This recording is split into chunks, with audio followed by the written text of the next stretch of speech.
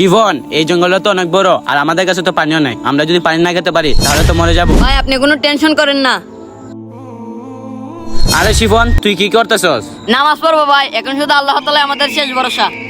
এদিকে আমি পানি তৃষ্ণা মারা যেতেছি আর তুই আসছ তোর নামাজ নিয়ে।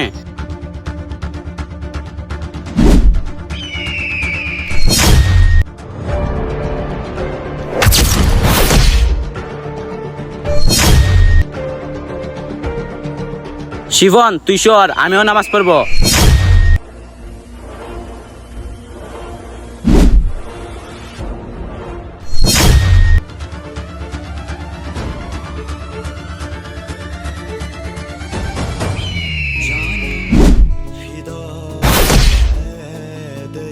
শিবন, আমার বোতলে পানি কেন আসলো না?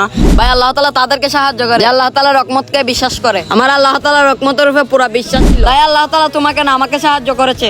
সবাই একবার কমেন্টে আল্লাহ তাআলার নামটা লিখে যান।